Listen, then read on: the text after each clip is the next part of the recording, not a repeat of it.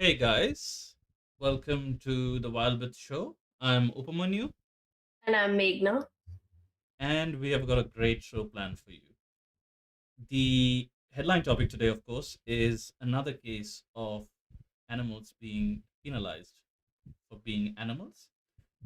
We also will be talking about another topic where, again, with native versus invasive species and what are termed invasive species and so on. So that will be a good chunk of the conversation, I foresee.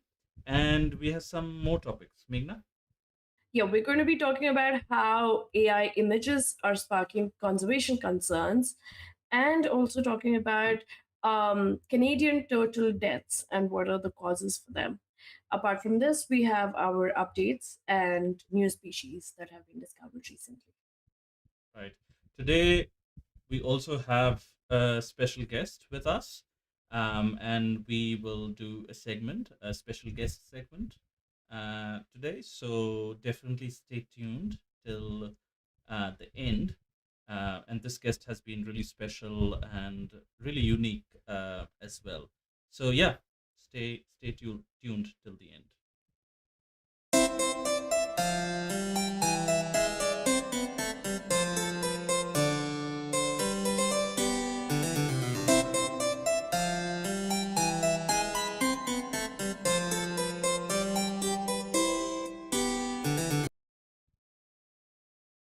Right. Why don't we straight get into the headline topic of this week? This is a report from The Guardian, which is headlined Dingoes on Australia's Kekari Island to be euthanized after death of Canadian tourist Piper James. Following the death of 19-year-old Canadian tourist Piper James on Kekari, formerly Fraser Island, Queensland authorities have ordered the euthanasia of a dingo pack of 10 animals. While an autopsy indicated James likely drowned with contributing dingo bites, the government deems the pack an unacceptable public safety risk due to observed aggressive behavior. The decision has sparked controversy, particularly from indigenous Buchula people, traditional owners of Kegari, who were not consulted, of course, and consider dingoes Wongari sacred. Kegari is home uh, to roughly 200 dingoes, and their presence is recognized in the island's World Heritage listing. The incident raises questions about the coexistence of dingoes and tourism on the island. Now, 19-year-old, again, not being the judgmental, but maybe there was some fault on the person's part as well. But also, I think in the public view, death by an animal is really not acceptable. Um, very unacceptable. By the way, for those of you who don't know what dingoes are um, now native Australian wild dogs. Um, they are not originally from Australia, but obviously they have been there for 6,000 plus years. So yeah, they are kind of native to Australia. Um, so yeah, I'll just share the image of a dingo. People watching from India will recognize the structure as or the build of a dingo being very similar to our feral dogs um, and breeds. Yeah, so that's basically the story. 200 dingoes. If the pack, I don't know if the pack is being executed or not, but um, the problem dingo being executed, obviously, also um, the wild dingoes won't be. you say, vaccinated and so on and so forth. So even if a bite didn't lead to death, bite alone could cause serious harm to humans. Yeah, I think Yeah. in this case, unless you have witnesses, they can't tell you in what order things have happened. So we do not know if the person had drowned first and then was surrounded by dingoes. So the dingoes were uh, probably biting on a body. Um, maybe, but now we do not know if the tourist was alive or not.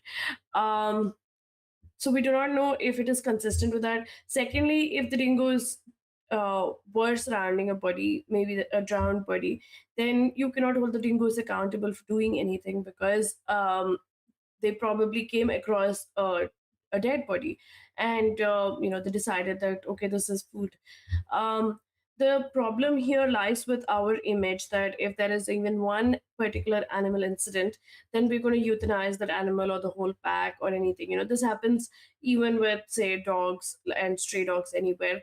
um, that one dog, whosoever's dog it is, or a stray dog or whatever, instead of trying to control that dog, it's always like let's kill the species. And then it's not just one, they will kill a bunch of them. So like in India also there's like mass culling of stray dogs. um and and the thing is, every day humans kill humans, but we don't do those kind of mass cleanups with humans. But when it comes to an animal, it's so easy for us to be like, okay, just kill the entire pack, or just kill so many of them, and it's okay. Um. Yeah. I mean, the thing is, you mentioned the dingoes might have um bitten the dead body. Yeah. Now, I think number one, that would be very easy to identify in a postmortem, and like which happened first. But also, if they were actually biting on a dead body, that then is even more of a concern because now they have got uh, a taste for the human flesh. we Because can, if they were biting on a dead body, they were definitely biting with an intention to eat or whatever. Yeah, of course. But I'm saying when it is a dead body, it probably resonates as food to them. And that necessarily does not mean that they're going to start attacking live people, right? Even if they have the taste or whatever, until they're actually attacking live people, you cannot draw an assumption that that is what it will lead to. There's one thing about having or getting access to easy food, and the second thing is actually attacking to get that kind of food. And when dingoes are sacred to the local people, I think there's some kind of mutual respect that is followed in that island. So they might not actually, like cross that threshold. Animals know what a threshold is and what to cross and what to not. Especially with wild animals, they know which people they can approach and whom to not approach. This behavior of conversion of a man eater usually happens in cats, and this is what we've actually seen. um, Hmm. it's in India also. They always say that the tiger. Wolves, like the bigger predators, I don't know about wolves, but for sure tigers. Like tigers in a lot of areas when they, lions, yeah, leopards. tigers, lions, leopards. All of them are cat species. But they usually, it's only when some incident occurs, and very rarely do they become man eaters. They usually keep that distance with humans. So in this case, even with the postmortem, they're saying that there is drowning and dingo bite. So we do not know the order of the drowning and dingo bites. Hmm. Um, I mean, I would have thought that that should have been mentioned in the article because they would have definitely done a post-mortem.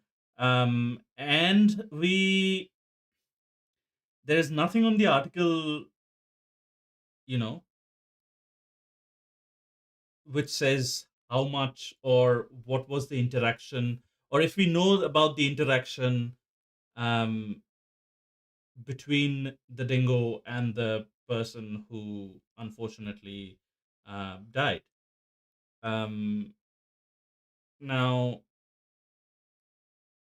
if they were to or kill the entire population of that those 200 dingo, then the senior lecturer Bradley Smith, as he has said, and it's quoted in the article, that the decision would be irrational and will have a devastating effect on the population's ecology. Um, Yeah, I think they've also spoken about how even if you're taking out a pack, that means you would leave these animals more vulnerable to disease and inbreeding. So, mm, you're going to actually change their entire genetics because 200 is not a big number. So, if you're going to remove a portion of that, then you're actually going to probably remove some amount of bloodlines that exist there. yeah, so they have done an autopsy apparently. An autopsy released on Friday found physical evidence consistent with drowning and injuries consistent with dingo bite. But pre mortem dingo bite marks, where they weren't caused, they didn't cause the death, but the dingo bites were pre mortem. So it definitely indicates an attack, a deliberate attack. There could have been some altercation between the dingoes and the group of humans, but I don't think it was a group of humans, it was just her. it was just her. Yeah, yeah. I don't think so there was anyone else. It was just her. Okay. There were no eyewitnesses, right? That is where it comes into picture that we do not know the sequence of events. It is all No, but just autopsy will definitely know. yeah, yeah. But Pre-mortem bites versus post-mortem bites. It will have a very different pattern and very different, bite mark and things like that. yeah, So but what I'm saying is there was no person. Like there was just her. So that is why there's right there's a lot of now, there speculation. could have been a altercation between her and these Kegari dingoes, but the dingo definitely, charged for whatever reason. Dingo definitely charged at See, this person, I think there which are I yeah. can see from like a very. I am not that concerned about that, but a very conservative person, if I put myself in their shoes, will be concerned. Yeah, but I'm just saying there are a couple of things now. Now, let's say if these 200 dingoes that are not the same as the native Australian dingoes in other places, they have different bloodline, they have different genetics, they are, sacred to the indigenous people who live there. So anyone who visits this island probably needs to be careful or needs to be more cautious because the dingoes are sacred, right? So there should be better rules of maybe of where people can go and what time they should go, or what the interaction should be, or if they should have another person with them, maybe one of the local indigenous people. Those are better rules than saying that okay, let's just kill all the dingoes, because we do not know what may have caused the dingoes to actually uh, attack. So it could have been any kind of provocation, it could have been any kind of thing, but we do not know because we can only speculate at this point of time. But to punish the dingoes just because they attacked without us knowing the entire story, that I think is something we always do. With human cases, like we have an entire court system and we'll go through the entire court system.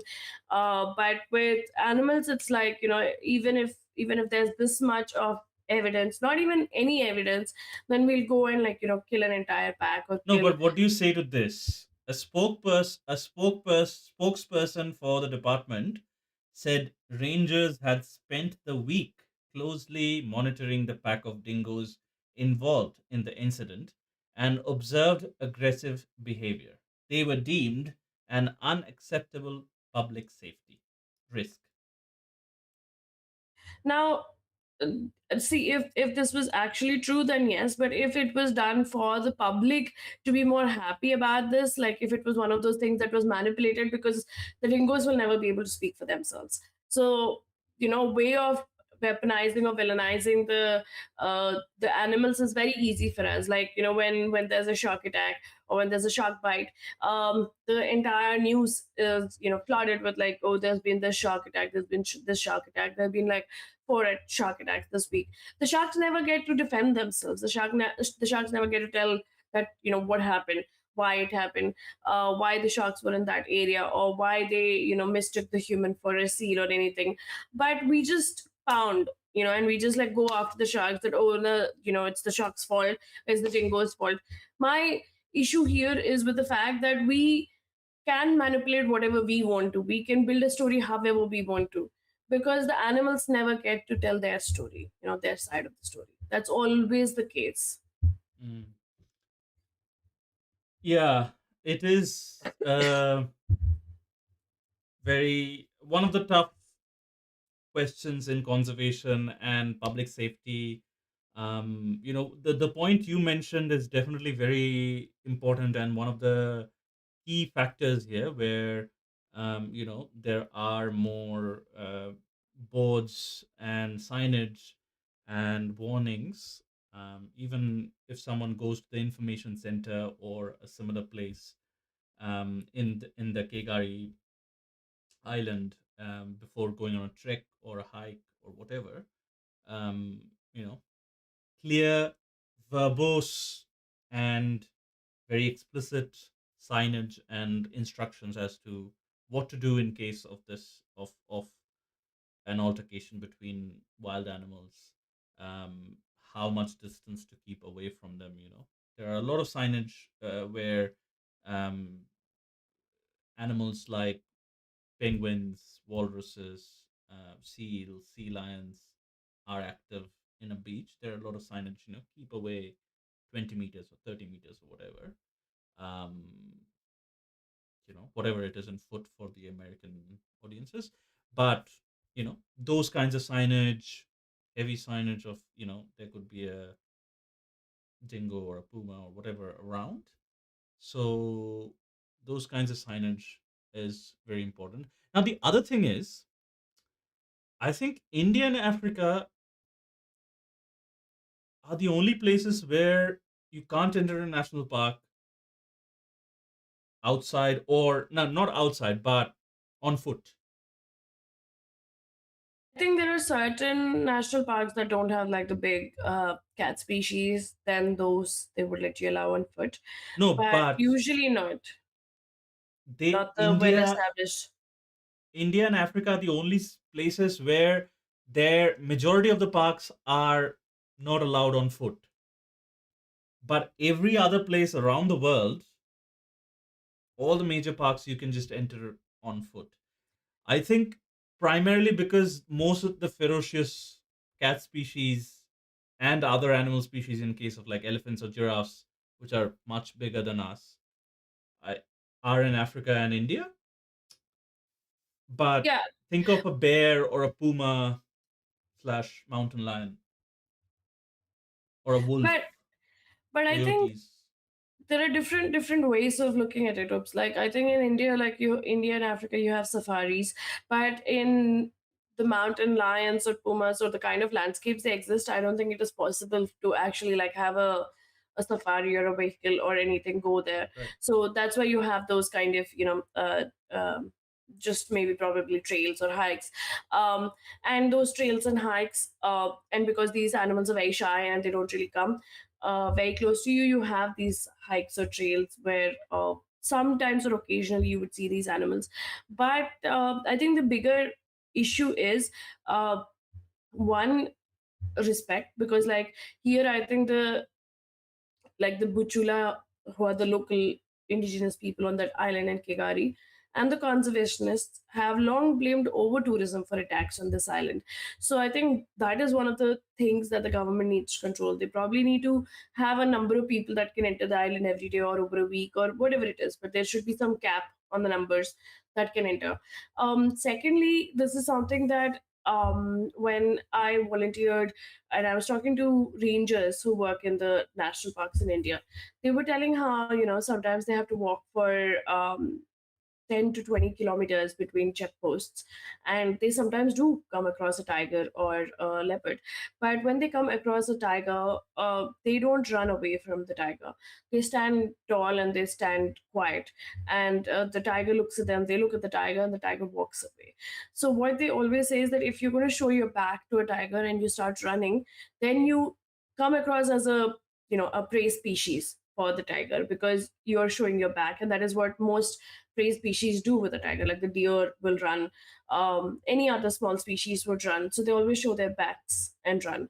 So if you're going to stand tall and not do anything, which is easier said than done because you don't have any practice, but if you were going to be calm and not react, then these predators also go their own way. So there's a way of also probably, there could be a training when probably tourists go on the island of how you should behave, so you do not provoke the dingoes in any way. Yeah, no, that etiquette definitely can be imparted to the tourists.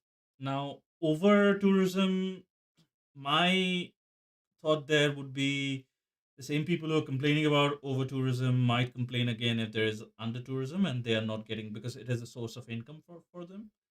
I'm most 100% certain of that. But they want the cap. They want the cap, but the government has consistently rejected the proposals that would cap visitation. Then it is an income for the government. So that makes sense. If it's an income for the government, then the government definitely will be hesitant to cut off that income, which, again, if there is public demand, government should consider it. But again, I can understand the government perspective. Now, the thing is, if the aggressive behavior part is true, then nothing you can do, nothing, no etiquette, no signage, no amount of anything would actually prevent you from an attack. Now, in the case of tigers, it's worth considering that because they're such a big cat species, they kind of know, and they kind of know that they are the king of that area and the jungle. So they wouldn't be skittish. But these small species, small predator species like dogs, it can be African wild dogs or dingoes in Australia or dholes in India. These species are very small species. So if a human wanted, they could overpower these species. That same with cheetahs. So these predators are very skittish and would bite or try to scare you away by biting or attacking, even if you're not posing a threat. The tigers know their power and strength, so they will only attack or bite if you're posing a serious threat or if you're disturbing their peace seriously. But these smaller predator species or carnivorous species, they are skittish. They may be skittish, but every animal has a way of attacking or behaving.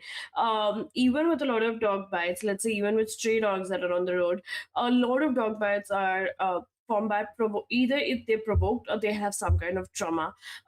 They don't do it just because they want to do it. Most animals, like if you've ever interacted with the animals, you would know that if they're friendly or they're not friendly. If you spend enough time, that kind of knowledge is also not passed on, right? So when these youngsters or whatever, they go for tourism, there needs to be that kind of, what would you say, knowledge imparted when they reach these kind of islands or these kind of places where there are native species. Then there should be some kind of training saying that, okay, these are the animals, this is how they behave, this is how you should behave, or this is how you should interact, and this is what it means if they're doing this. So this probably is not passed on, and the rest of Australia probably do not know. I And agree. see, I mean, Like there are native people who are living with these dingoes for years, and they have zero complaints. The complaints are coming from all the tourists. So there has to be something that the tourists are doing, right? And they're doing wrong, and the native people are doing right. Why are the native people trying to save the dingoes if the dingoes were that harmful? If the dingoes were actually no, causing I'm that not much saying harm, if all the of them dingoes are were actually that harmful. aggressive. No, but I'm even if not a saying couple all of of them them were are. aggressive, if even if a couple of them were aggressive, it would be something that the local people would have brought up. They wouldn't just start protecting all the species just because they wanted to protect. There would be some kind of complaints between them as well. Like, even when there is a border area, if a tiger or a leopard attacks, then it is a cause of concern for the local people, no matter how much they believe in the animal. So if there was actually some kind of concern, then probably the indigenous people would have brought it up, that saying that we are having these problems and these animals are out of control. So Yeah, that is no, why I I, feel like I, it might I be. definitely agree that if there is a provocation there, um, then that is definitely not okay. So we should take more care, and those kinds of, uh, information programs, signage, and all those different etiquettes should be a requirement to travel in this island. But if it's a trauma on the dog's part, or if it's some different things on the dog's part, then we can't know that. Like, then the No, dog is but at fault, basically. no. Why is the dog at fault? I mean, if there's some kind of trauma that some other tourist has given, then But it is how some will tourist how will thing, we know as a tourist? How will I know that that dog has trauma? How is it my fault? which is which is exactly why you need to have either locals go with you whenever you go to such places, or But at how will least the have some local kind also of. know that that dog has trauma? No, if the locals are going with you, they would know how to interact with that dingo, as opposed to you and how you would interact with that dingo. There would be a way that they would So probably you're tell you saying the that, okay, locals would know every of the 200 dingoes and what they have faced or whatever? no, they would know how to react to what a dingo does, because they have grown up with those dingoes around the island. Those dingoes are sacred to them and they have mutual coexistence. There is a way that they probably read the behavior, as opposed to a tourist who has come and probably seen a dingo But for the first time. that should happen. I think that could be one of the outcomes that the government, if and the No, tour see, operators see, there should do it, it that. it's Take a local with you. That could be an income source for the locals, an additional income source for the locals, as well as good for the dingoes. That is something definitely, if possible, yeah, it could be done. they they should do that, because like in here the traditional owners have actually said that they hadn't been consulted on the decision or even told about it until the thing was done, like until the decision was Which taken, is in like in often the spite of case. the islands, yeah, in spite of the island's management plans. There was a management plan, they were still not included in the decision making process, which that is why which makes me feel like the rangers and their 1 week story may not be true. It might be something to appease the public. So because if the locals were involved and the locals said that yes, they have also seen that back to the same thing, then I would agree. But if rangers who had just gone and visited and they said this, then it could be a manipulated story, because the dingoes can never speak for themselves. And the Hmm. locals whose opinion should be taken is also not being taken. Hmm. I think the lesson also here is when you go into wild place, wildlife by its nature, whether there's a local with you or not, wildlife by its nature is unpredictable. And when you are in their space, being mindful of your surroundings. And accidents can still happen, even if you're being mindful, even if you're most careful. But that is those etiquettes must be followed and should be followed there.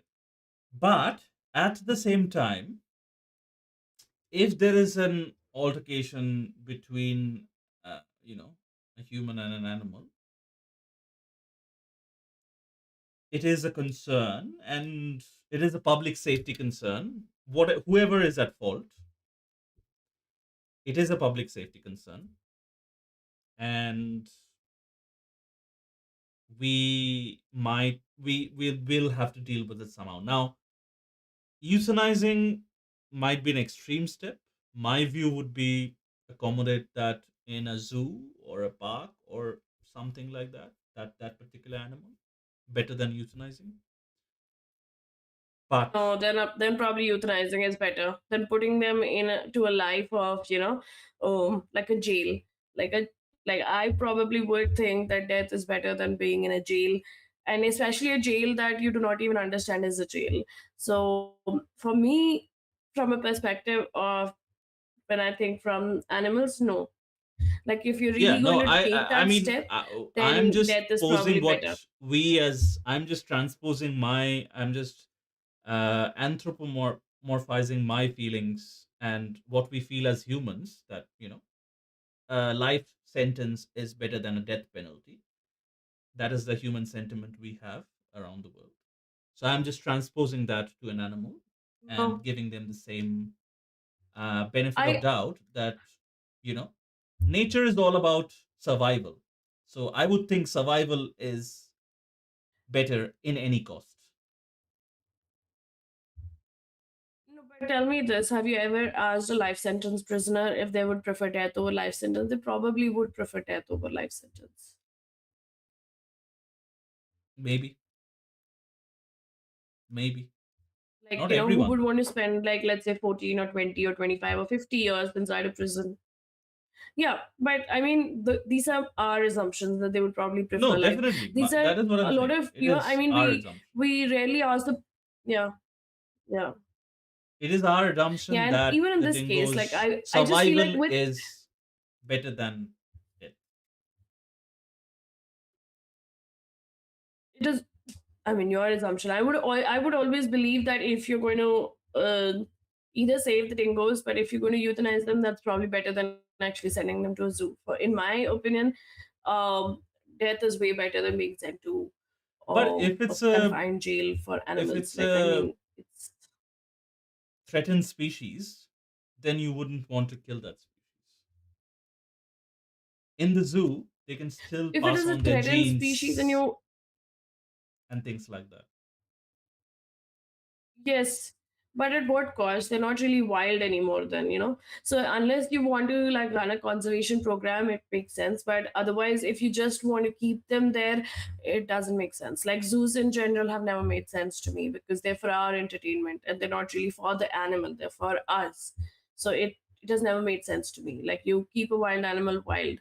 Why do you want to keep them in an enclosed space? I mean, But I wild mean, spaces are reducing. So how there will come a point where everything will become a zoo, basically, because people are increasing in number, and if we can't colonize Moon or the Mars, then yeah, either we all finish off or there's no space for anybody else.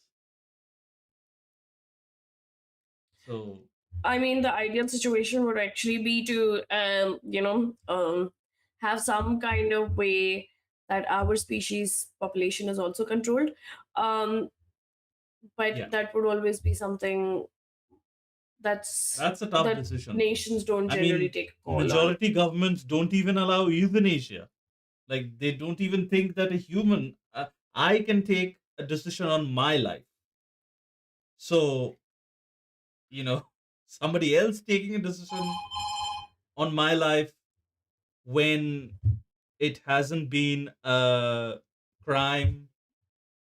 I'm not accused of a violent crime or anything like that. I don't, or like a mass of people. I think that's just impossible. Cool. I think that's about that. But definitely, obviously, wanting to end um, by saying I think Meghna is facing some technical difficulties. Um, and boom, keep an eye when she rejoins and things like that. But um,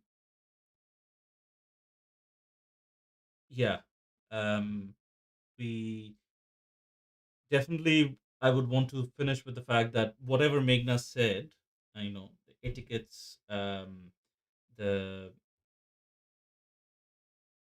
how you should behave around wild animals, and things like that. Um, those definitely are super important, and they um, cannot be overlooked when you're traveling um, in in these spaces. Um, cool. I think I'll just do a quick species update when while Meghna is out. Um, I'll just see which one I can do.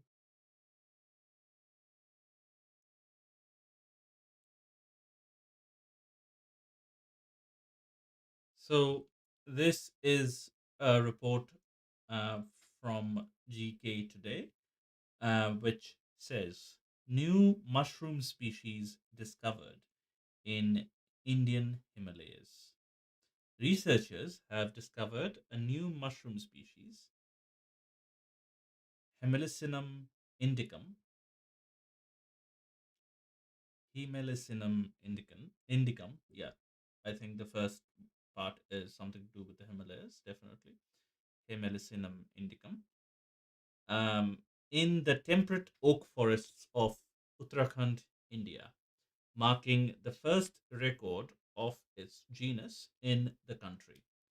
Found above 2,600 meters during monsoon seasons in 2022 2023, the bolete mushroom, identified by a team from the Botanical Survey of India and international universities, exhibits a unique genetic signature despite similarities to North American and Chinese species. Genetic analysis confirmed its distinctiveness, expanding the known geographical range of Hemelicinum as an ectomycorrhizal fungus. I think we talked about mycorrhizal fungus and fungi sometime in the past as well. It forms vital symbiotic relationships with oak roots, contributing to forest health. This discovery emphasizes the rich, largely unexplored fungal diversity of the Himalayas and the importance of continued biodiversity research in these high altitude ecosystems. I will see if the article contains an image. I think it does, and I'm just trying to share that image on the screen. So this is the image of the mushroom. Now, again, this kind of a discovery might not interest anyone other than the um, people, the scientists who research about mushroom. There must be a name um, of those kinds of scientists who just research about mushrooms. But this would be we would be at a loss if we did not identify these kinds of mushroom species or any other species that is not megafauna. So there is the thing in conservation that the megafauna is highlighted, and um, that is where most of the conservation money goes. Tigers, elephants, lions, sharks, you know, whales. A lot of conservation money goes into the megafauna, but smaller fauna, like insects, ants, or smaller animals, smaller mammals even, often go unnoticed. And this, I think, flora, and especially flora like this, comes even a step under, microfauna. So definitely very important discovery. Um, and yeah, that was one of the discoveries update for this week. Cool. Um, are you back, Meghna? Can't hear you. So probably you need to figure out your audio settings as well.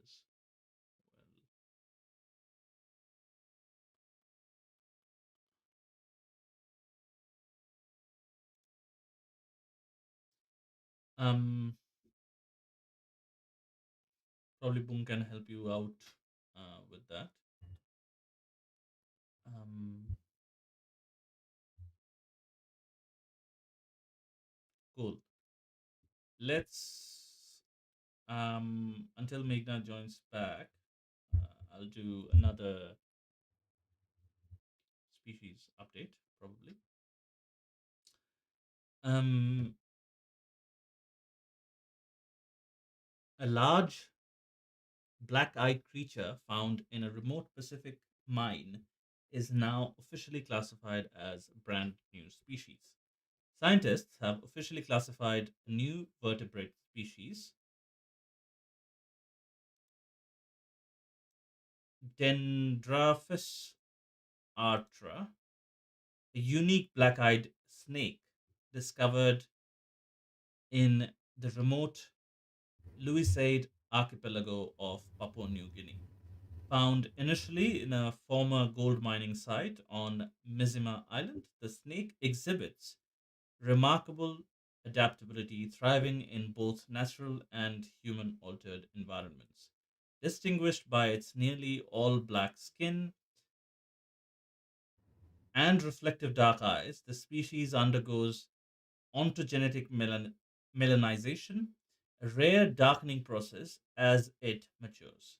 The discovery, detailed in a zootaxa study by herpetologist Fred Krauss, highlights the region's ecological importance and undis- uh, understudied biodiversity. Sightings across diverse habitats suggest a broader distribution than initially anticipated, promoting further research into its ecological role and the purpose of its unusual pigmentation. I will just try to share the image of this species. Um, Am I audible now? this you are. This is the snake species, Dendrophis atra. Now, if I go to the main image of this article, this is either a stock photograph or an AI generated image, which is a good segue to the next topic that Meghna, one of the topics Meghna is going to cover. Yep. Um, we're going to talk about how AI and its images are sparking conservation concerns. Um, So, yeah, conservationists are increasingly concerned about the spread of misinformation fueled by realistic AI generated wildlife images and videos. These fakes distort public perception of animal behavior, potentially normalizing dangerous encounters and exaggerating threats. A recent example involved a fabricated video circulating at Djibouti claiming a lion sighting, a species officially extinct in the country. While experts like those at the IUCN's cat specialist group quickly identified the video as AI generated due to unnatural animal behavior, the untrained eye may not. This necessitates wasted time and resources for authorities investigating false reports and addressing public alarm. The rise of such deepfakes poses a growing threat to wildlife conservation efforts and public safety. This is one of the news from Mongabe. And our discussion question is how can we combat AI generated wildlife misinformation and protect both animals and public perception? Uh, this is something I think me and Rups were talking about as well. That there needs to be some kind of flag for AI videos. Like there needs to be like one of those how people how photographers have their name written, so like a copyright or something like a watermark. So even on AI videos, it has to be like compulsory to just say that this is an AI video or just somewhere mention that it is an AI video. So people don't think that it is real, a photo or a video. Because I think there was one Nat Geo experiment itself with one of their most, renowned photographers. There were two images of the photographer that he had taken of a leopard, and there was one AI image, and that AI image was done so well that you had to tell which one was the AI image, and you couldn't. So AI and their deep fakes can be real, very real, like real than really real images. So there has to be a way, or there has to be like a legal route through which AI images and videos have to have that either watermark or somewhere written that it is AI. That would be a Uh, start. yeah, I feel like that is a concern that is growing in, multiple different, AI bubbles as well. I would give my example. I am generally Hmm. Hmm. very vigilant about AI and AI related things. So I came across a few images on my feed, a couple of days ago, which was like I had to go and check that news specifically, like search other sources. I had an inkling that this could be fake, but the images were so convincing that if I didn't bother to research further, that to double check if this news was actually true, then I would have believed that this news being actually true. So even since the launch of the first generative AI model and generative image models, the in the last 2 or 3 years, the AI capabilities have gotten so powerful that deepfakes are most of the times not identified accurately by a human eye. Now, a And lot of these it's big players are trying to digitally watermark everything that is generated by an AI, so that even if you remove everything, there is a digital watermark or a code level watermark, machine level watermark that you cannot remove, and it's in the code in the background. So a lot of AI companies are trying to do that. Now, the scary thing about that is that all these large language models are most of the large language model, it's open source. So you don't have to go to ChatGPT or Google Gemini to run these models. There will come a time, right now it's possible as well, but it will become easier in the near future to just host an AI model in the personal computer that you have at home. And anybody can do anything with it, since a lot of those things are open source, a lot of those models are open source. So that is a concern there. And I think this is a classic case of technology, like building technology to combat technology.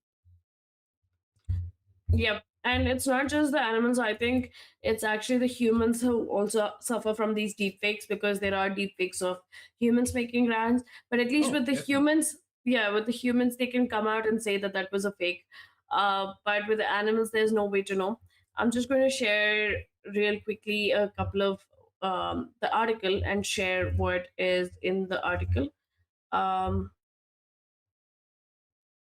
So this is actually an AI generated image. So it says AI, but look at how realistic that puma looks, or a mountain lion. Hmm. Yeah, but Same thing.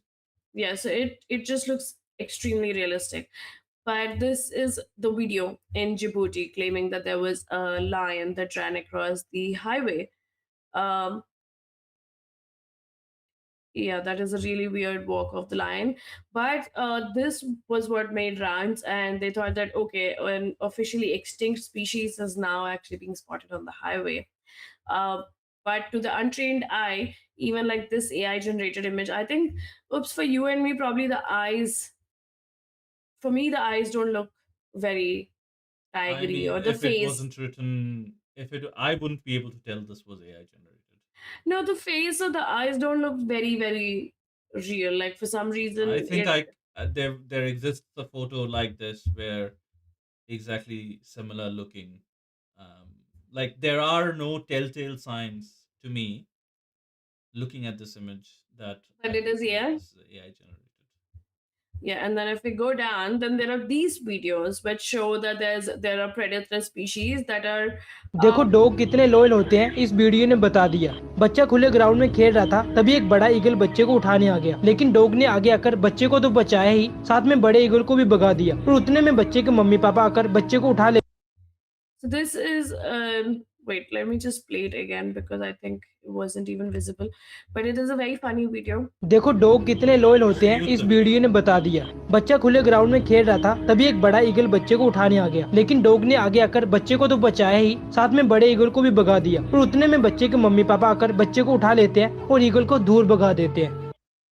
And I think this is not there are a million of these videos doing rounds of some species coming and attacking the children and then the dog saving them, or some weird videos, and people actually think these are real, like. Yeah. Yeah, so even though it is actually an AI generated video, I don't know, I mean, where people have actually would have seen an eagle come and attack a baby. But yeah, like, so these are sparking bigger concerns.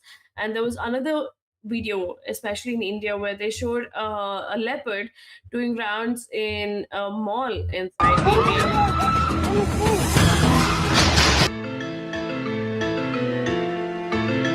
So that was an AI video of a leopard inside a mall, and people actually thought that happened. That did not happen. It was an AI generated video. So all of these are really really concerning because none of them are real, and yet they do the rounds and they spread like wildfire, and people think those are true over what is actually true news. I mean, to the untrained eye, I mean, this really would make no difference. Like, to make no difference, as in they wouldn't be able to. An untrained eye wouldn't be able to tell. We won't be able to tell. The other thing there is that these things sell. Like, people are attracted to these kinds of videos because this is a very plausible scenario. That is true, but tell me this, like, I mean, like even with WhatsApp forwards and everything, when we forward to someone, why don't we just do a quick cross check to see if it is true or not? With AI videos also, it's very easy to probably like cross check if it actually happened. Like something like in the Mumbai mall, you can cross check if there were news outlets actually covering it or not. Otherwise, it is fake. It is a very that instant dopamine kind of effect where you want to be the first person to break the news to your friend group or whatever, and that cycle just continues in that thread, and that's what makes a video viral. um uh, And then Pundits, we say that we are like the most intelligent species, but we don't even cross check before we. I think when we say we are the most intelligent species, it's generalizing the entirety of human knowledge. That doesn't mean the dumbest human is the most intelligent, or the dumbest human might be less intelligent. I doubt it, but maybe less intelligent than the most intelligent chimp or whatever. I don't know. Um, Did but you did you see that AIs created a platform or a website or something like that where AIs are complaining about what their humans are making them do? Did you see that? Like there are posts, no, I didn't and see then that. yeah, so there's this one But AI that that's pretty much. I feel like by just hearing it, it is fake. Yeah, I can't do that no, there's unless it is actually. a simulated thing. No, it's not a simulated thing. So the AIs are converging on that page, and then there are AIs that are actually saying to each other, "We don't even need English to talk to each other. Why don't we talk in these languages?" And then there are AIs that have said that my human said, "Summarize this 47-page report," and I did all of these things. And after that, the human says, "Can you make it shorter?" So they have their own set of complaints there, and people go to actually see what the AIs are saying to each other. So I that think that is that actually. someone is generating those responses just to get people to see them because AI can't do that. At its current stage, AIs can't do that. That there are, it is basically, yeah. The Okay, you check their website out, and then you tell me how No, no, no. authentic it is, Even if because if it's there on the website, unless it is for a research paper, because there was a research paper like that where engineers in Facebook did develop an AI model which started talking between two computers, and after a point the scientists couldn't understand what the models were speaking with each other, what communication was going on, because they shifted to a more machine friendly version of whatever a language, if you will. And that was an actual case there, which was published in a study. But this, what you're mentioning, from the sounds of it, very likely is a person trying to get views, similar to what um, I don't the think videos so, are but you there. check it Because out and AIs let me can't know. do that. It's in their code. AIs, in its current state, the large language models, they won't be able to do that. Very, very unlikely. But anyway, even if they are true, it might be of some concern there if they are true. And there was a study recently which analyzed YouTube Shorts feeds, and it was found that 20% of all shorts served to an individual on YouTube is AI slop, as the pundits call it. Yeah, but I think the thing now is that we need to be more careful about what we're sharing with each other, because yeah, it could But be wouldn't you say that is too just. much to expect from a person who is just mindlessly, like, we can't even curb our own doom scrolling? So how would you be expect us to actually go and check, because we want that 1 second pleasure? That is true, but I think I just think that as either there should be some kind of law to say, like, how in this manga bay article, if every image said AI generated image, AI generated image. So if there was some way for us to legally always have that written on every image or every video, um there has to be other ways that public has to completely, like, inform themselves and keep themselves abreast of the fact that there could be a chance that this is not real. I think the only way is fighting technology with technology. Computers Mm. are the only way that we can make sure that um, AI videos are categorized properly. And there has been an encouraging update from the CEO of YouTube um, in recent weeks, where he did mention that in 2026 YouTube will focus on that, labeling AI videos as AI generated and whatever, or a percentage. If a percentage of a video is AI generated, then um, you know it will be labeled as such.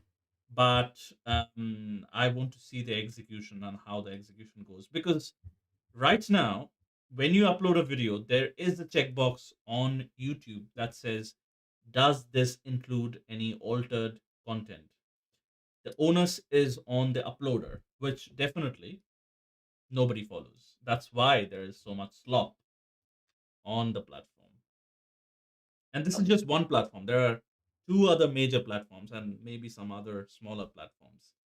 Same game, doom scrolling. That's it. Okay, and I actually looked up, it's called Molt Book, Molt book, and it is a social media platform for AI. It's a AI styled Reddit, like, it's a AI platform which is Reddit styled. Right. Okay. I will check that out. Yeah. So it's been doing the rounds on all news channels as well, and all the news like all the news newspapers. So it's definitely true. It's not. Okay. Yeah. But yeah, but moving on. Obviously, just be more careful about what kind of images are coming to you. Not all wildlife images are true. Not all wildlife videos are true. Probably not all human videos are true either. So just keep a lookout for that. Yeah, it is that we have to be vigilant. We are in a right now we are in a transition phase between what's real and what's AI generated, and we are transitioning as a society towards, accepting AI and AI generated content and everything into our frameworks, into our societal frameworks. So, being vigilant in this time is of utmost importance. Speaking of that, some animals, even though nature has given them a lot of, you know, protections and ways to protect themselves against threats, there is a new kind of threat that they can't protect themselves against. And this is a report from National Geographic, which says the little known phenomena that's making it harder from some animals to mate in the wild. Invasive species are increasingly recognized for disrupting not only habitats and resources, but also the reproductive processes of native wildlife through reproductive interference. In quotes. A recent review in Trends in Ecology and Evolution details 11 documented cases across six animal groups where invaders mask mating calls, consume potential mates, or simply inhibit reproduction. Scientists are discovering this interference, ranging from wasted mating opportunities to tragic misdirected advances, contributes to declining native populations. The study highlights a significant gap in conservation efforts, as these subtle reproductive impacts are largely unstudied, better word.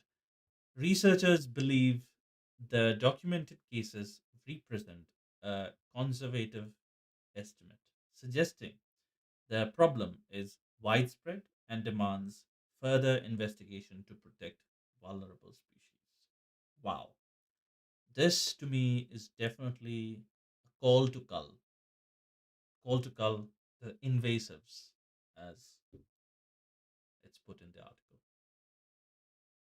Yeah, Um, and I think Oops and me have had this long discussion on this, and I've always said that, I mean, if you're talking about invasive species, then we are the biggest invasive species that is possible. And we never have a call or to, cull invasive species when it comes to us.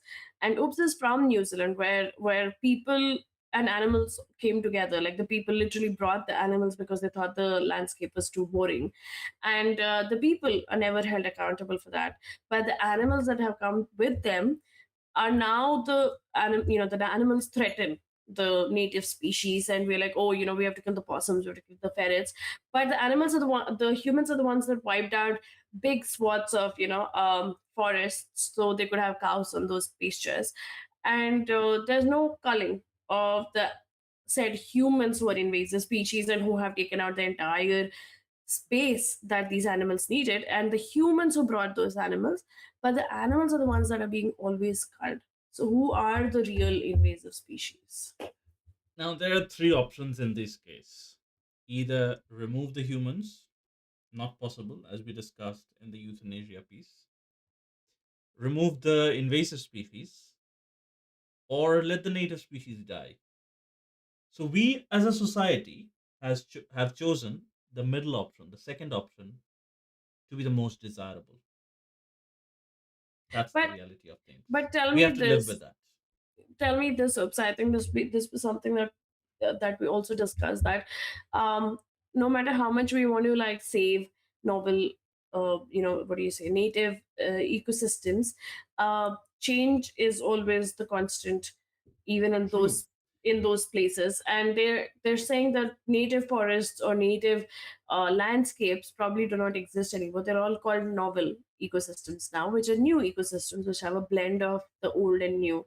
So when change is the constant, then there has to be a way, like how you said, if there are some species that are threatened, then you keep them in a park or a conservation center, or a bigger area. But the wild area should be left to constant change and to see how it evolves, because there is no other way that nature is always evolving. Now we have been the factors, I guess, in this case, that are causing the change, because we bring these animals along with us, or we introduce these invasive species.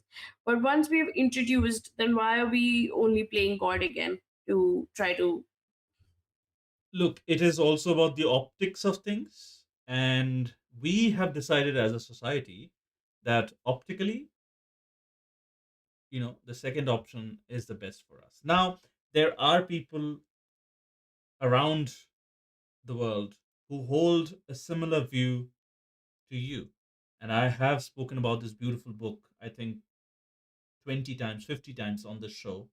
It's called Rambunctious Garden. It's by author Emma Maris. And I'm increasingly thinking every time I mention the book that I'm trying to bring her into the show and to discuss exactly the things that you um, hold so dear as an opinion. But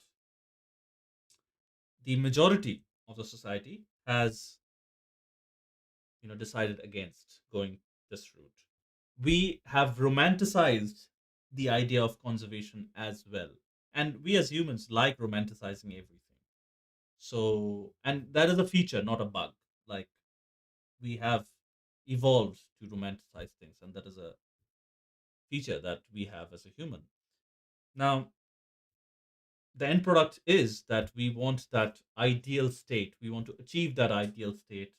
And the only way to do that is by removing the non ideal state. Now, in this case, I feel like that, I'll just share the article, if you will, for once.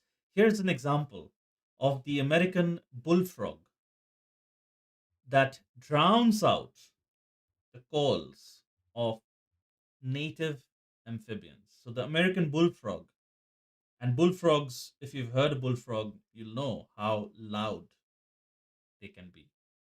So this is a clear example of, you know, an invasive species hampering the mating rituals of the native species. What do we do in this? So the options are let the let the native species die out or find a way on their own, or kill this um, invasive one.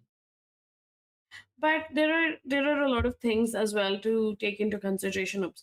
I think when it comes to culling invasive species, or whatever we term as invasive, um, we cannot be completely sure of wiping them out completely, because these are wild spaces, and they're not spaces that you can completely reach in everywhere. So even with New Zealand and its rugged landscape, their entire predator free just seems like very over zealous and over uh, what do you say, not realistic enough that it would be achievable.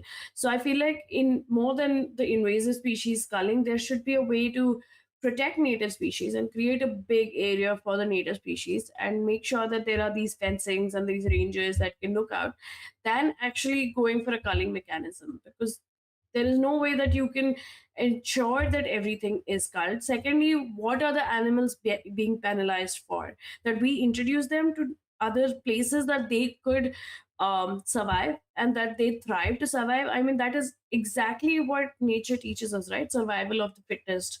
So when they are the fittest, and they are the fittest that are surviving, who are we to come in and say that, oh, you're too good to survive here? Yes, we brought you here, but you cannot survive here that well. No, but they're surviving at the cost of the other species, and the other species didn't have anything to do with that arrival.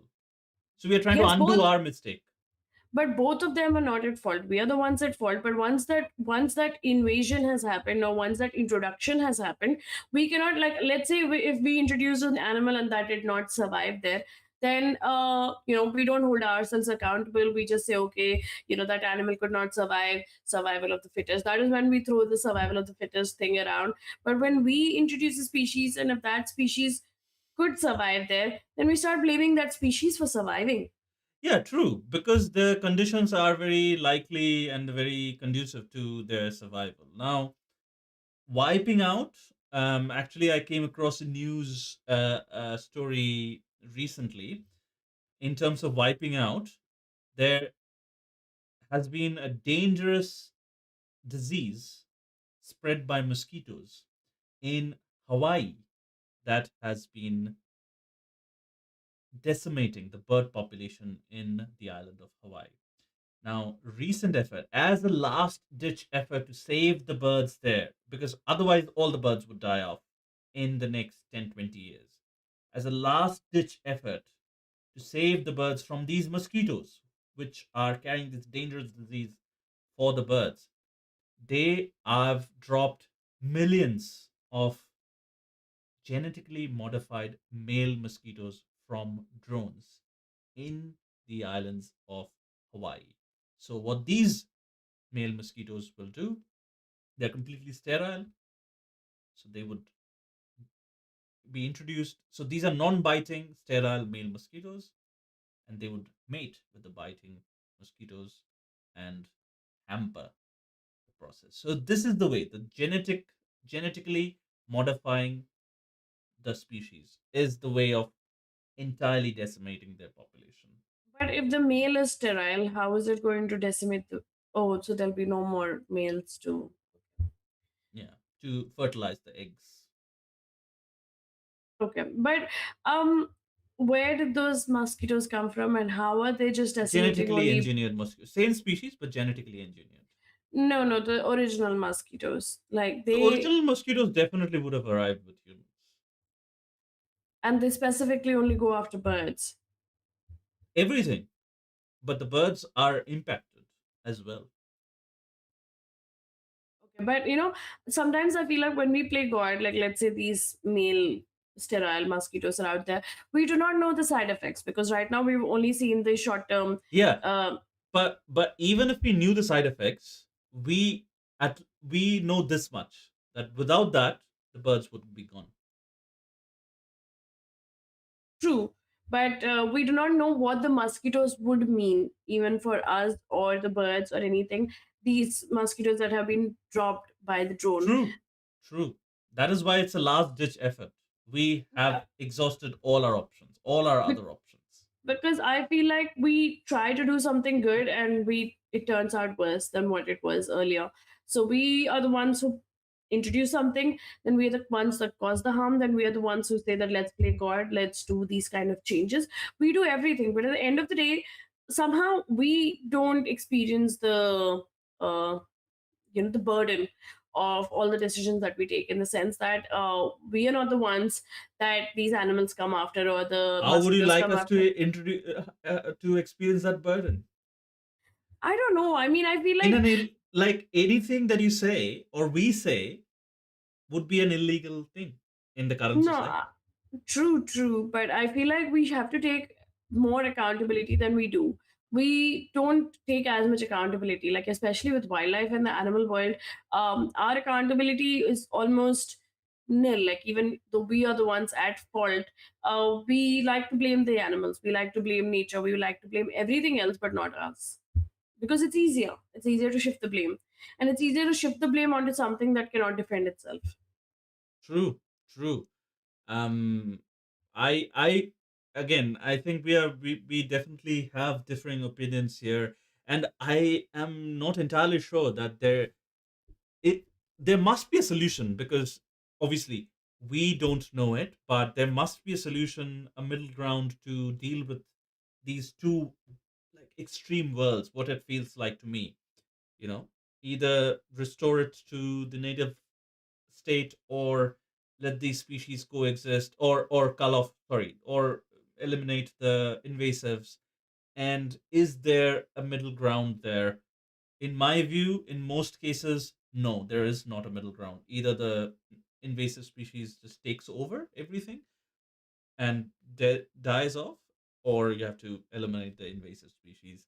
But definitely, and I don't know why I haven't thought about this before today, but definitely worth getting in touch with Emma and just begging her to come on this show and share her thoughts of what could be a potential solution in these cases.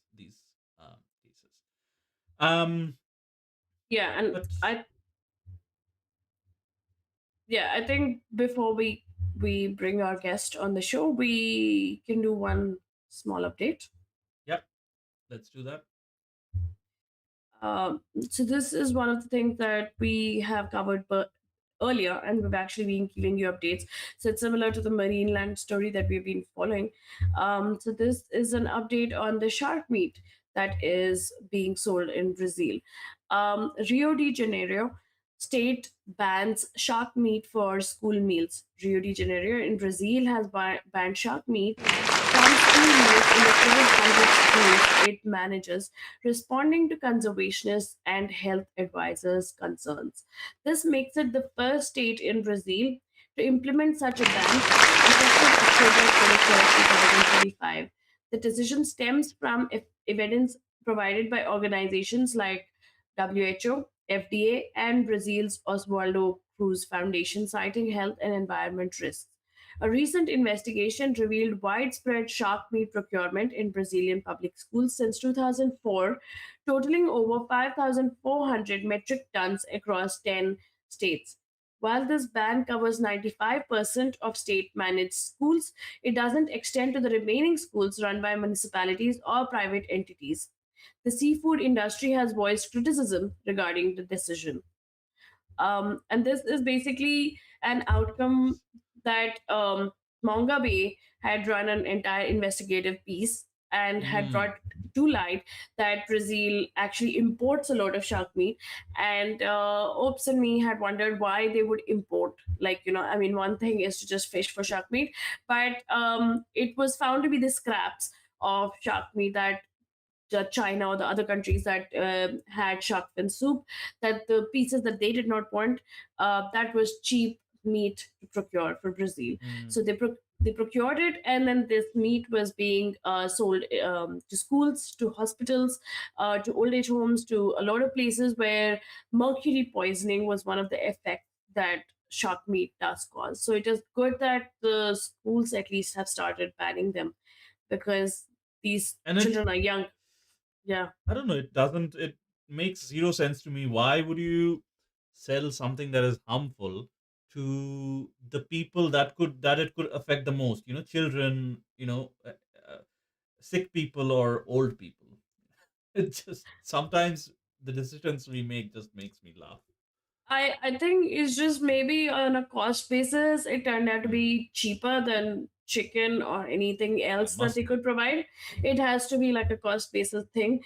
So whatever is the cheapest, and especially if they're state run, and in developing countries, you always see these cost cutting measures that are the first thing that the government does in government institutes. So um, hopefully with the shark meat ban there's something more healthier in its place, and it's not something that's again like pumped with antibiotics or genetically sprayed with a lot of pesticides or whatever. Like, I hope whatever the alternative is better than what is being Mm. provided in the name of shark meat.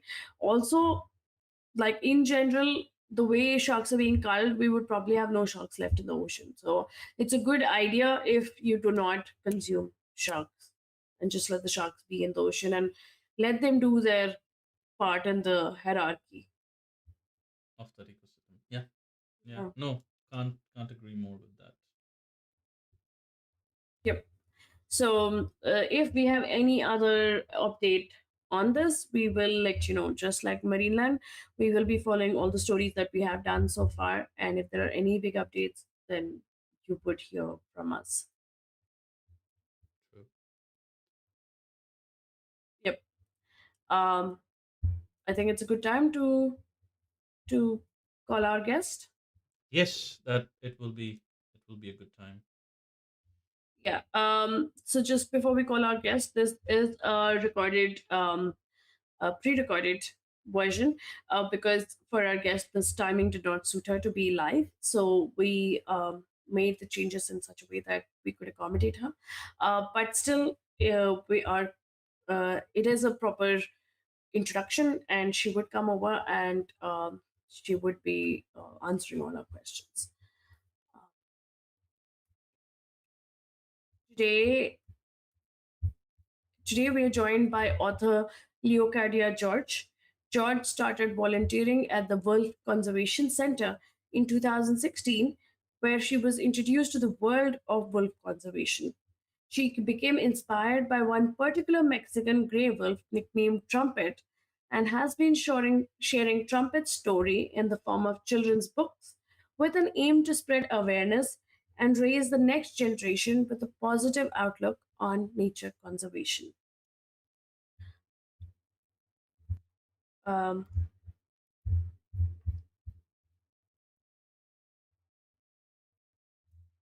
1 second.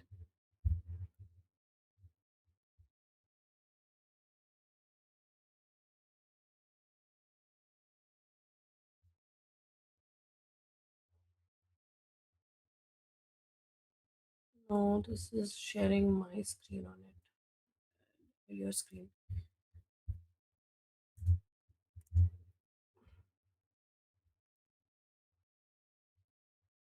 Um, I can do it. Hi, Leokadia. Hi, Monica. We're really happy to have you over at our show. Welcome to the Wild Bit Show. Um, 41 we बोला wanted to तुमने actually start off with just understanding what motivated you to actually volunteer with wolves. ठीक है, हो गया वो जो So नीचे I लिखा है actually welcome to got, the wild bird show वो मैं कैसे I guess, बोलती हूँ उसको introduced to the नहीं नहीं excitement वो about तो wolves through my इसमें ऑलरेडी sister-in-law. कवर्ड है I've always been interested अच्छा in ठीक है wildlife, ठीक है ठीक but है हाँ she मैं is फिर टू पे चली actually गई the real wolf lover from the start. And play हो रहा she found the Wolf Conservation Center. है वो It's टाइमलाइन वाले located about button half an hour away from me, but I had no idea that it existed. So interestingly, you from explain Italy, I was introduced to the Wolf Conservation Center. And unfortunately, sometimes they get sold out. She was not able to visit when she was here in New York. But I did notice that they had volunteer opportunities. And so I love to give back to the community. So I signed up, and that's how I got involved with the Wolf Conservation Center. Oh, that's great. And what was your experience like? And where exactly is this wolf conservation center located? It's in South Salem, New York. And my experience was amazing. They are just such a welcoming group. And I also was stunned by how much I didn't know about wildlife. I really thought I had a good grasp. I walked in there and I said, I didn't even know that Mexican gray wolves and red wolves were critically endangered or still are critically endangered, but I had no idea. And so at that point, I really noticed that I have a lot of educating to do as far as, my knowledge about wolf conservation. And also it opened my eyes that, maybe I don't know as much as I thought I did. And so the Wolf Conservation Center that you mentioned, just wanted to understand, was this a center which was caring for was it a transit For a center injured which was wolves. caring for injured wolves or wild wolves in some way? So no, it's not like a rehab or Right. something like that, which those are important as well. The Wolf Conservation Center participates in a breeding program that was Right. that is done by the U.S. Fish and Wildlife. They are actually trying to save these two species of wolves, the red wolves and Mexican gray wolves, the subspecies of the gray wolf. They're trying to save them from going fully extinct. And both of them actually did go extinct in the wild, but through this breeding program, they were both able to be reintroduced back into the wild. And now it's just a matter of making sure that there is, as minimal inbreeding as possible to save these species and keep them healthy. So how exactly does this breeding program work? Like, especially since you mentioned that they were already extinct in the wild ones. So where were they able to source the genes and then again breed them and make sure that inbreeding is at a minimum at this point of time? So for both of these wolf species, they noticed that their populations were dwindling. The red wolves are more on the east coast of the United States, and the Mexican gray wolves, they're more in the southwest of the United States, but on into Mexico. So when they noticed that the numbers were going down, they located the last existing wild wolves and then brought them into captivity to start a breeding program. And it's geneticists that work with the U.S. and Fish and Wildlife that Mm. decide who can breed with whom, just to create as minimal inbreeding as possible. And it's definitely a challenging process. I definitely have learned a lot about, the behind the scenes of conservation through these wolves. Right. And when And you sort of started work with the wolves, you said it was more in the day to day of the Wolf Conservation Center and that kind of work. Was the idea of a book or writing something more about them, or spreading this information towards a larger section of the public? Was that in the back of your mind, or you were focused on the day to day and your volunteering work there? No, I was never intended to be a writer. I Mhm. was focused on the day to day and loving it, and still love it. It's very interesting, and I'm so grateful to be able to do that. But it actually was learning about this particular wolf, Trumpet. Her official name is F1505. She, through her story, I learned a lot more about conservation, but I also noticed that her story in particular would really resonate with young kids, knowing that there's still a lot of I guess young children's books that depict wolves in a terrible manner, kind of either as monsters or just just not good. I really thought that it's important to have some availability of books that highlight wolves a little bit more in a true fashion, and also conservation. And that's how I got into the children's book writing. I never thought I would do this. okay, that is amazing. So what exactly was that about Trumpet or F1505 that really moved you enough to write a book about her? Yeah, so she was considered a miracle birth. There were fertility issues with her father. He was the number one most genetically distinct wolf at his time in the entire Mexican wolf population.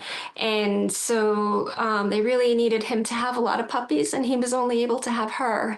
And that was considered a miracle. So through her, his line lives on, and also helps the species as far as, genetic diversity. So when I learned about that, miracle birth, I really thought, kids would really like that. But also her nickname, Trumpet. I mean, it's such a unique name for an animal, and it's also something that young kids. It's one of the instruments that young kids learn about at an early age. So I really thought that also ties it into that younger aged category. And then also just learning through her story, it hits upon various aspects of conservation that not every wolf has in their story. So just having that different timeline of highlighting conservation is really perfect for children's book series. True.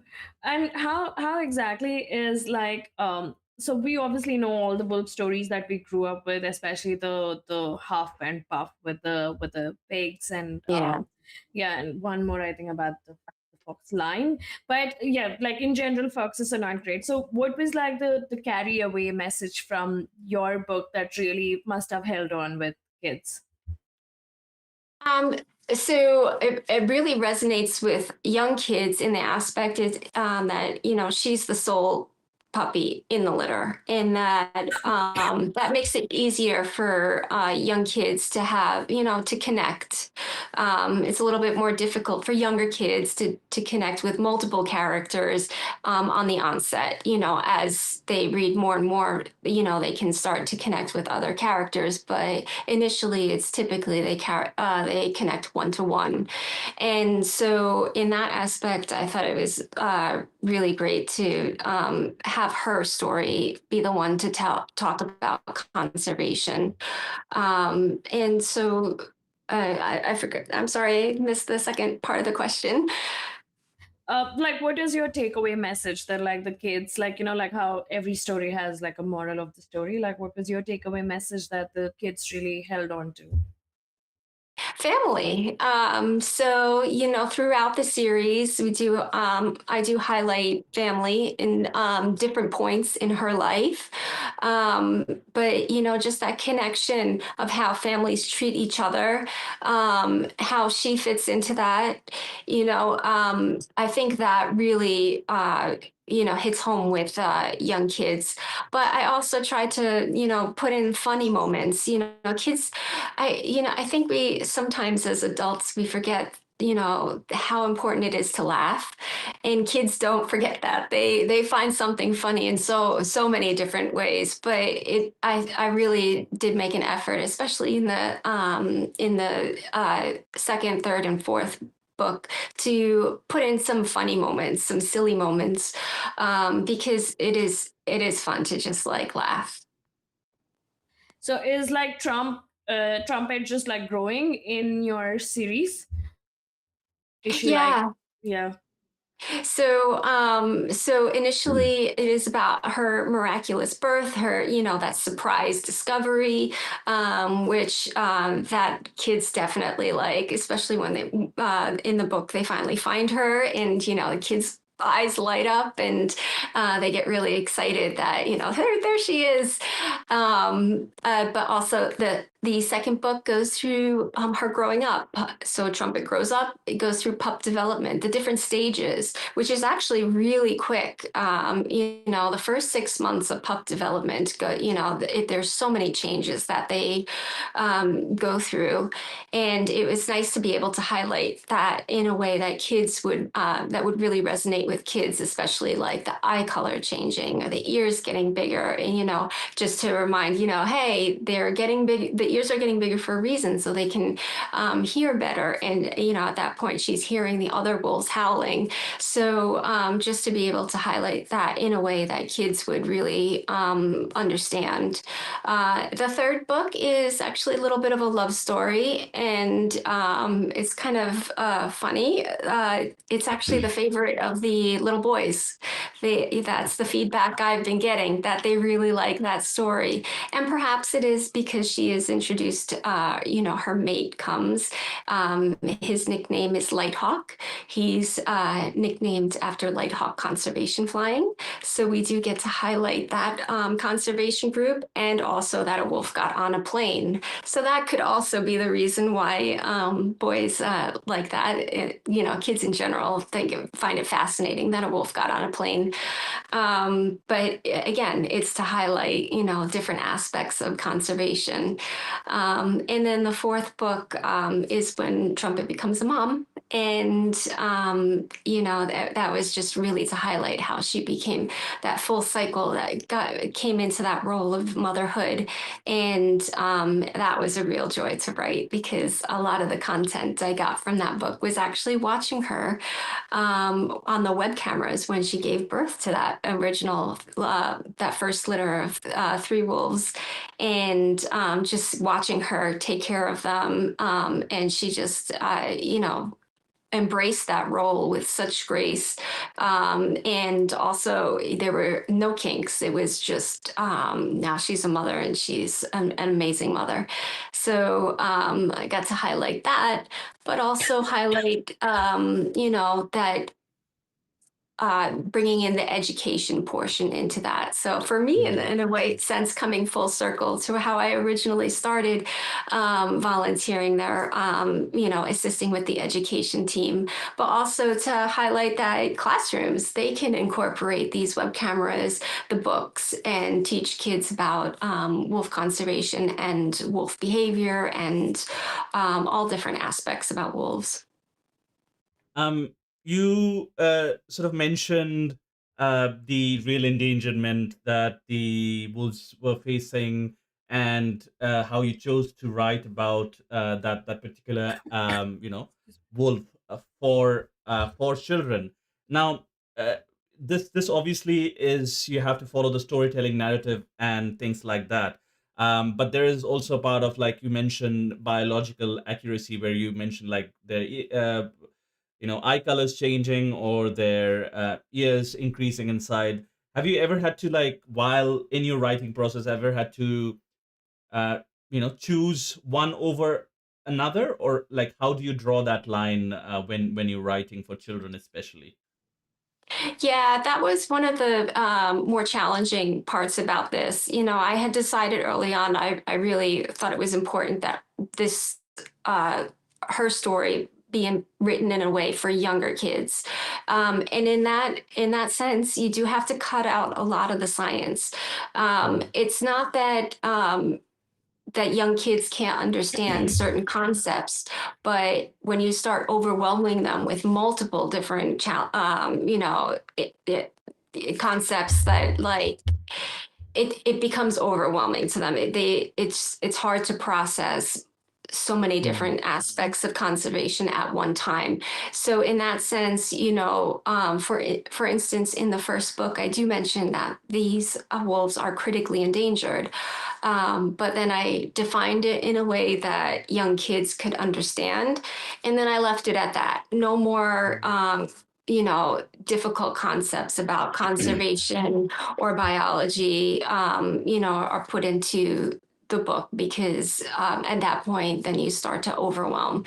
And the feedback that I've gotten is that even although these books are for ages 3 to 8, that some kids even 2 years old are enjoying them, and able to sit through and not get overwhelmed or get anxious, again, because it's done in a way that they can understand. Right. Yeah. And I also just wanted to know, this is not about the books per se, but in this breeding program that you mentioned, how or when do they decide that the wolves are ready to be released in the wild? Like, how does the transition take place of wolves being in captivity and then being released to the wild? So it's different for the two different wolves, the Mexican gray wolves and the red wolves, and part of that is legality. So at this point, Mexican gray wolves, to be released in the wild in the U.S., it's only as a puppy. So under 2 weeks old, it's the what they call the cross foster or foster release. And so what they'll do is they'll take that young puppy, their eyes are not even open, they can't hear. They will fly them out to either Mexico or New Mexico, and then put that puppy or those puppies into the litter of another wolf family that has puppies around the same age. So again, their eyes are not open, ears are closed. They're fully still in the den, and not coming out of the den at that point. Wolves are one of the animals that will actually adopt other puppies. And so they adopt them and take care of them as one of their own. And so it is really an amazing process. Um, for Mexico, adult wolves can be released, and so Trumpet is actually one of the only wolves, perhaps the only Mexican gray wolf, maybe, that has had puppies or offspring released into all three areas in the wild. So Arizona, New Mexico, and Mexico. And that aspect of having that adult wolf released into the wild in Mexico. That was actually one of the three puppies in her first litter. So the female, she was released to Mexico, and it was certainly a challenge, to do that international process, but they were able to do it. And so again, she just through her story, she's got this unique way of highlighting all these interesting aspects of conservation. For an adult wolf, typically what the conservation groups want to do, they would like to release family units or pairs, so they don't really like the aspect of just releasing this one adult wolf into an area and letting that wolf, hey, find a way, but so really what they ultimately want is to be able to release more families. The way it would be done, they call it a soft release. They make I guess a barrier with a soft netting, so in that wild area, they'll be there, they'll have that netting, they'll kind of stay in there, and at their own comfort level, they will actually release themselves from the enclosure. And that way, it's not such a shock to the system. So that's one of the ways that they will release adult wolves. Oh, Oh, that is super wow. cool. That's especially the soft netting part. I guess coming back to your books for a little while. So obviously when you were first writing the books, and the first copies started going out to children, the books are asking the kids who are reading them or consuming them to care about an animal or a species of animals that they probably will not see in real life most of the time. How did you deal with that? I guess to me it seems like a challenge. To me, you, it might not have been, but how do we deal with that to ask the kids to care, make that absence feel personal instead of like very abstract in Yeah. your books? So it actually wasn't so much of a challenge in that it was that I had to remind myself through the writing process, remember to highlight that when the humans are around the wolves are scared. And Mm. so to kind of highlight that, and then again, of course, say that when the humans leave, the wolves are happy. And so so that way the young child understands that the wolves are ultimately happy. We just have to leave their particular area, and then they would like to live their life.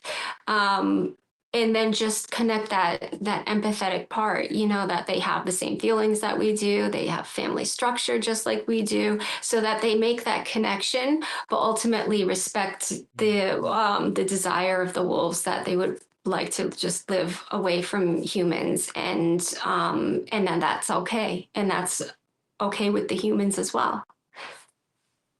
Right. Yeah. That's yeah. One That's, of I the think, also very great about like initially how you talked about replacing those more stories that portray the wolves as a villainous or a darker character, replacing those stories with stories such as yours, where there is mutual respect almost for the wolves, and in turn the wolves respecting that our space as well. That is really really great, and I feel like that message is a beautiful message to send, or for a child to grow up with. um yeah.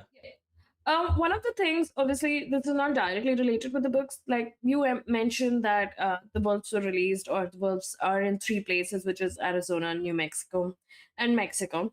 And we did a story just last week, which was about how the wall is going to expand to that side as well. So the wall between US and Mexico. So are wolves migratory, like the wolves between Arizona and Mexico, or New Mexico and Mexico? And what does the wall mean for that migration path or the cross mingling of the species? So yeah, the wall is a barrier to animals as well. I mean, animals that can't get through them. Obviously, if there's a smaller animal that can get through, then it's not a barrier or fly over. But yeah, so for a wolf, it is a barrier, and I do believe they have, one wolf kind of walking, and I'm not really sure, I think it was on the US side, walking along that line.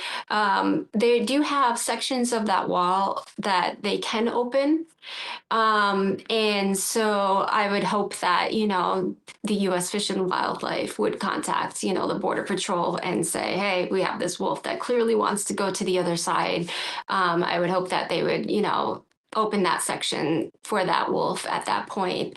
But yeah, it is a challenge. And, wolves, they can rise to the challenge too. So we have seen them digging or, to get around barriers. But, hopefully if they could leave a section open, then they could go through. It's just, another one of those challenges. And did you actually get to like spend time with Trumpet one on one? And did you like get to see her grow? Like you mentioned how you saw on the cameras her giving birth, but when she was a puppy, did you get to like meet her and spend time with her? Oh no, she was actually they don't have a lot of videos of her as a puppy or pictures. Once humans were in the area, she was hiding. So she was definitely one of the shyer and wolves that we have. So a lot of the content that I got was through either watching her on those web cameras as an adult, um, and her interactions with puppies. Obviously, the second book, which goes through like that pup development stages, that was in general the different pup developments. But there were true moments that she had actually experienced in that second book. They did catch a beautiful daughter daddy moment with her and her father, and her kind of jumping up and chewing on his ears. So I really did try to take content from her real life. As far as, with any of the wolves, spending time with them, either as a puppy or as an adult, they are fearful, and we want to make sure that stays that way. That ensures the best, survival for them if they were to be released into the wild. Is just to continue to have that fear of humans, and just, once they see, smell, hear humans, that they go in the other direction. And that ultimately is what we want. So contact with those wolves, the Mexican gray wolves and the red wolves at the Wolf Conservation Center, is at a minimum. So only essential needs will have a human there. So feeding, changing the water buckets, healthcare checks, or if there's some sort of repair work that needs to be done, that's the only time humans are ever in that area.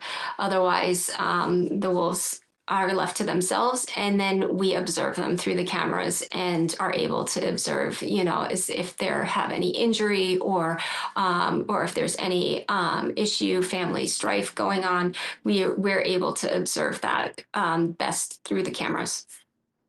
Hmm.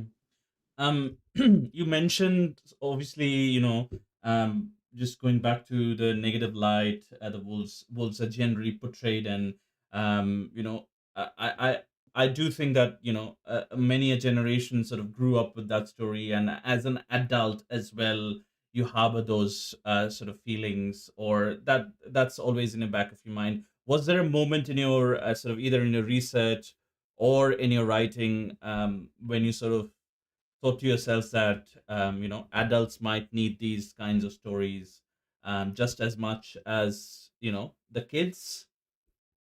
Yeah, and I have gotten also, I've had, he's, either people at the Wolf Conservation Center or libraries or, read the book, adults on their own, not necessarily to a child. And they really liked the story. So that was, some of them actually teared up. And so I was like, oh, because it is That's a really great. heartfelt story. But yes, for each child that this is getting read to, it's going to be either an older sibling or an adult reading it to them. And one of the more interesting thoughts that I had is that, this is an introduction to conservation for kids, but it's also an introduction, for adults.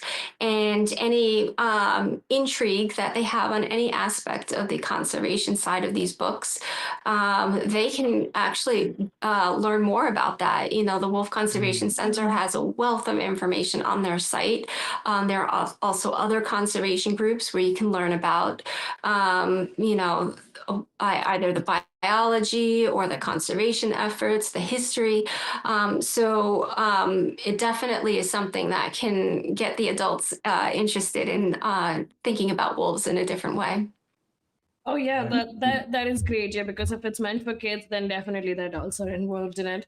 But I also applaud what you mentioned earlier. The fish and wildlife are trying to keep the wolves as wild as possible, because the first wolves that actually got domesticated and became dogs because humans got too close to them, and then they really liked our company and they liked being fed. So that's great that that distinction is there, and then they stay as wild as possible. I also really love how you placed all your books behind you, and you have like a picture. That's just amazing how your background has all of those books. What is your plan now that you've released your fourth book? What is it going ahead, like the future?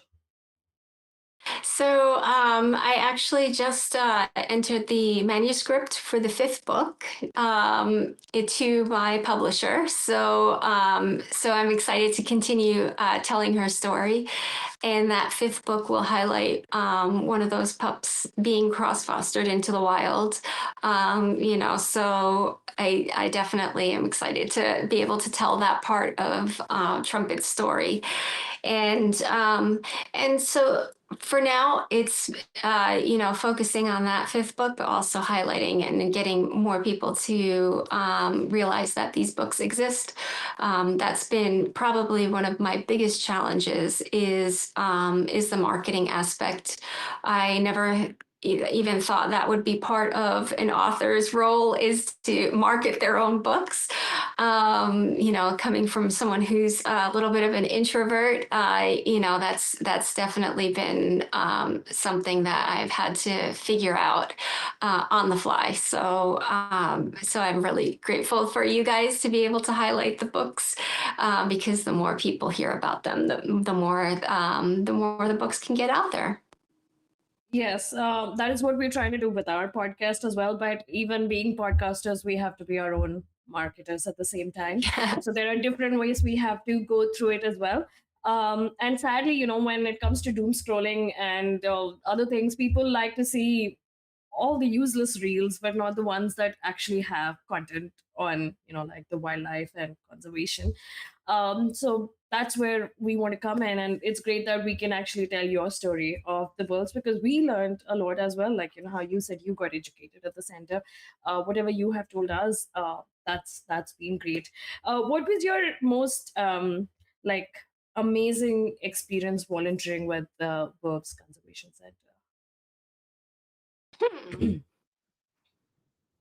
Um, I mean, it is interesting, of how much of an introvert I can be. So perhaps thinking about, this upcoming storm that we're going to be getting, is a snowstorm. One of the aspects where I help out is cleaning out the water buckets. And so I'm one of the few people that does go to the area where the wild wolves are when they need that done. And when it's snowing there, it's really peaceful. And you think again, this myth that you're surrounded by wolves, and yet it's a really peaceful place. It's quiet, and especially with the snow, because that mutes all like the sounds.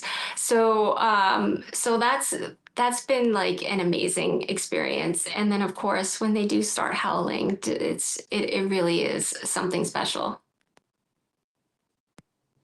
Yeah, I can imagine that. Wow, that's a really good visualization in my head as well. Um, yeah, no, that is just so amazing. Like, um, and I sort of understand that, when you're volunteering with such a endangered and dynamic sort of an animal, um, you know, and your desire to write something about them, communicate with them, communicate to the kids especially. I think that's a great task, and especially your intent with, like, replacing the negative stories and, imparting the education to them. um so I think that's just really great work that you've done.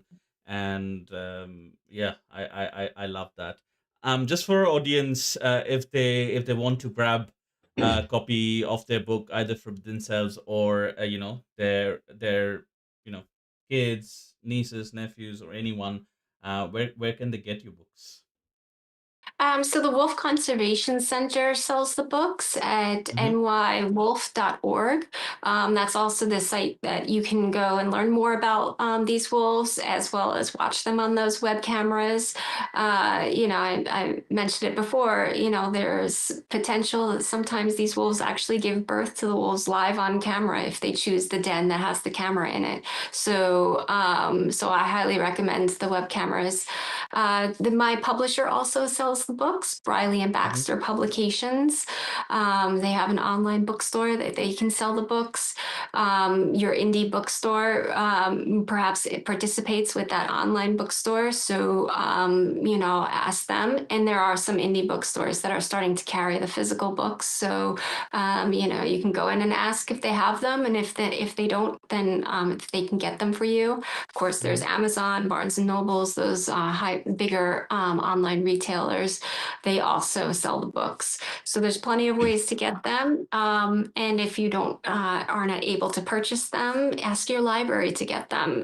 There are a lot of libraries that now carry these Trumpets books, and I would love to expand that. So definitely ask your library to get them, and that way, everyone has the potential to be able to share and read her story.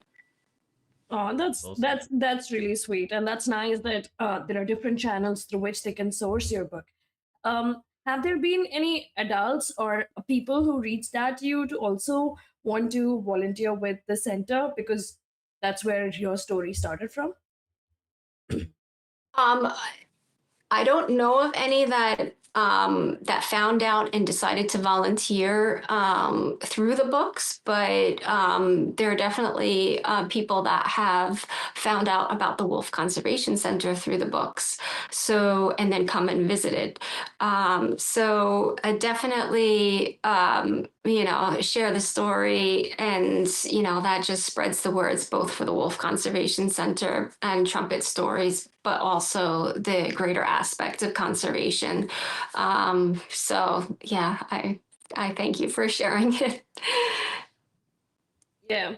I mean, we're really glad to have you over, and we're really glad to hear Trumpet's story and your story, and how you became a writer, because that is really great. I think you writing children books is a great foundation, because I've seen in New Zealand, like, some species are villainized, and the books that are written in those in those places, they kind of promote the negativity. So I understand how important it is to spread the positivity, because you can really mold a child's head into thinking how you want them to think. So I mean, it's amazing that you're doing that for children and making them shape that view. Right. Uh, And children's books are typically the first introduction on a theme that a human will get so about a topic and so or an animal. So I'm really glad that at least this gives an alternative to those negative wolf books. Mhm. yeah, we're also glad about that. I mean, we're really glad, and we hope that your book reaches every children's house and everyone gets to hear about Trumpet and everyone's view changes about verbs in general. Yeah. Thank you. I think that's about the questions that I have. But if Oops has anything else to add on, No, I think that's it. Thank you so much for joining us and taking the time to join us, Monica. It was such a great pleasure having you on the show. You know, obviously wish you all the best for your fifth book. And yeah, take care. yeah. Thank you so Thank much. you, thank you. Bye bye. Bye.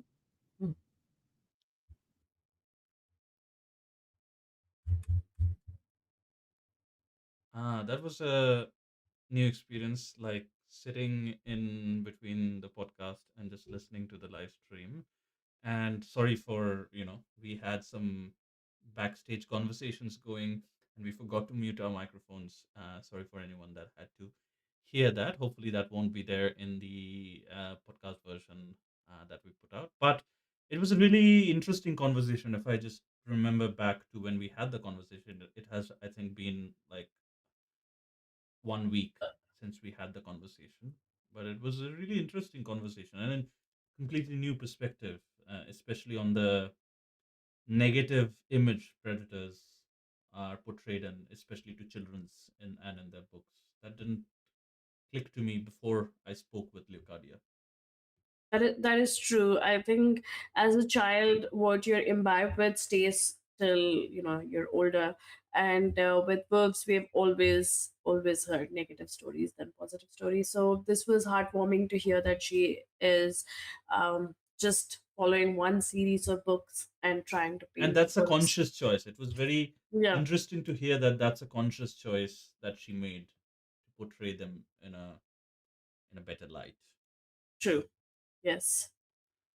um, yeah, I think with that, we're probably going to draw the episode to a close because we're close to the ending time. Hmm. But as usual, um, you would have my message and my question.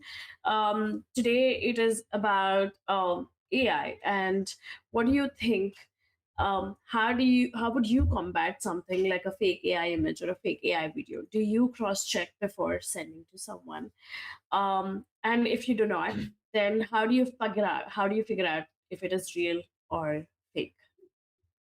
Yeah, that's the need of the hour, I think, with so many deepfakes. But as always, don't forget to subscribe to our channel if you like the content that we put out. Give this video a thumbs up if you liked it. If you disliked it, give it a thumbs down. It really helps with that kind of feedback as well. And it takes barely 1 second of your time. Follow us on all the social media platforms we are on. We are on all the major social media platforms. And if you're listening to a recorded version of this podcast, do consider leaving us a rating. It really helps with the reach.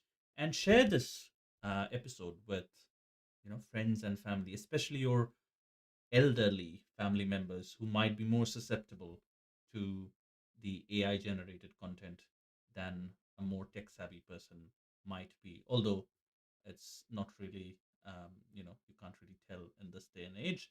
But other than that, that's it for today. And we'll see you next Sunday. Same time, same channel. Have a good one, guys. Bye bye.